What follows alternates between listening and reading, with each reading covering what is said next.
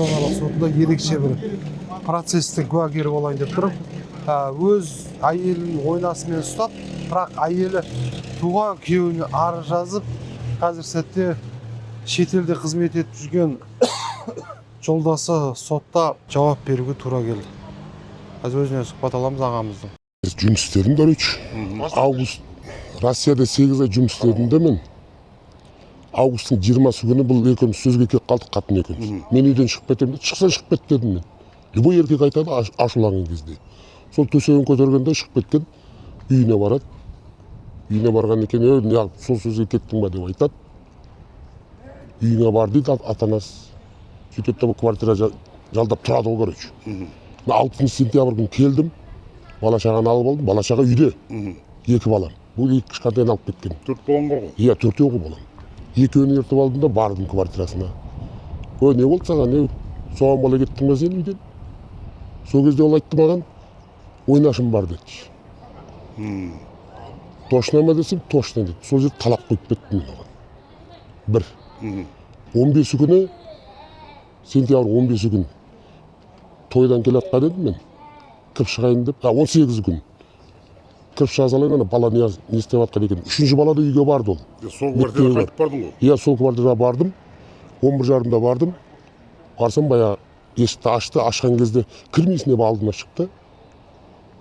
Терезеден рас бүйтіп. Прям кірсем, баяғы диванда жатырды, ойнаш.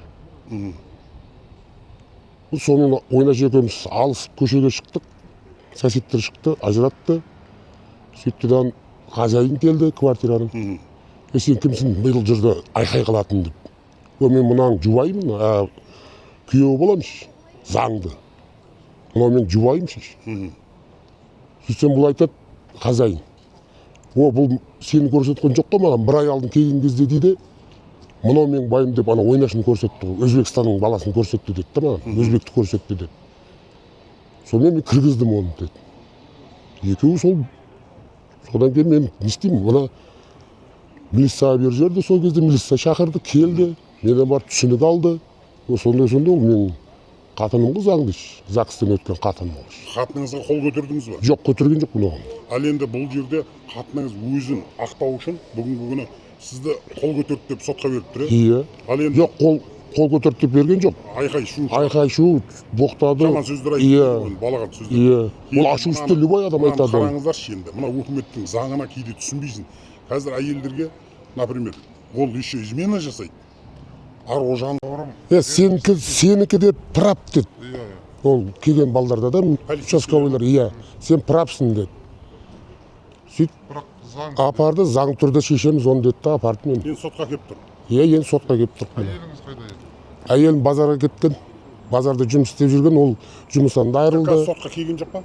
Келген жоқ. Неше бала-шағаңыз бар? 4 бала-шағам бар. 4 бала-шағаңыз. Иә. Кішкентай 5 жасарым шешесімен қазір. Үшеуі үйде.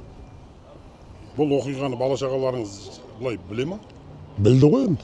Білді ма? Өзім үлкен балам бар еді, 12 жасар балам бар еді. Сол көрді көзімен. Жаңағы ботенді кеп Иә. бірге тұрып атқан. Иә. Ал енді біледі ғой көтеріп тұрғанын. 13 жасар бұған балам. не дейміз? Бұған не дейміз?